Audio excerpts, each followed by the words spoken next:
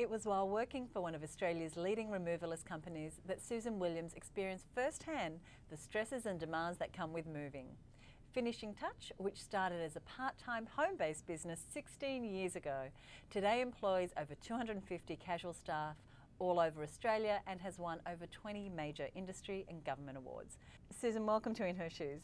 Thank you, Suzi. Thank you for joining us. Now, you describe yourself as being in the removalist business, and when I think of removalists, I think of a couple of men in a truck, and yet your business, based on what I've seen on the website, has a very polished, professional brand. How do you differentiate yourself from other organisations in your industry? Firstly, we have all women, and they're all white-collar women. And basically what we do is we actually set up the homes after the removalists have delivered all the furniture. So we actually go in, we set up kitchens, we make beds, we colour coordinate clothes, and we just make the house into a home all in one day. That sounds great, especially for the busy executive who's just had to move. You talked about your workforce. Now you employ over 200 people on a casual basis. So as a business owner, how do you manage 200 people who are they're casual, they're not working for you full time? What do you need to consider and have in place to make that work?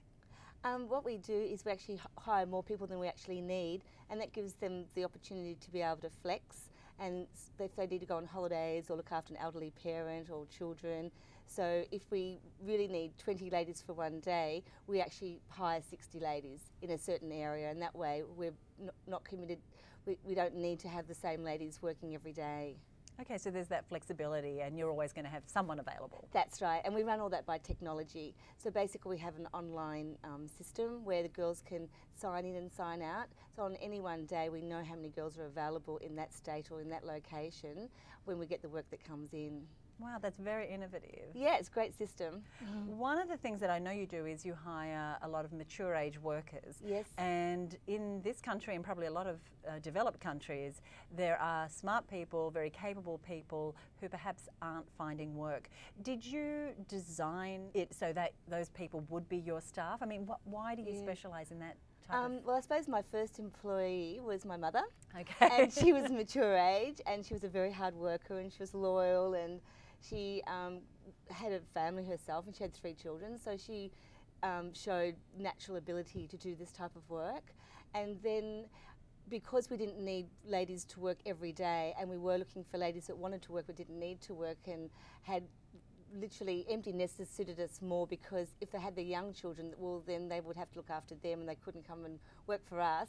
So it just, the way that our business operates, it's just better with mature age people because of the flexibility of their time, that they can come to a job, and instead of having to run off at 2 o'clock in the afternoon, that they could stay until 6 o'clock until the job was completed. I think that's a great lesson for other people as well, that it could be a part of the market that they're not considering as part of their workforce, but for the reasons you've mentioned could be ideal. Yeah, and the ladies are just always turn up on time. They want to be there. They de-stress our clients because they're mature and they actually got compassion to what's going on, and a lot of our ladies have moved many times, so they really can understand what's going on. Great. Now you've been in business for 16 years, most of those years with your husband. Yes. What has been your biggest business challenge in that time? My husband. Has it? Yeah, I thought you were going to say that. Is there anything else? Biggest challenge.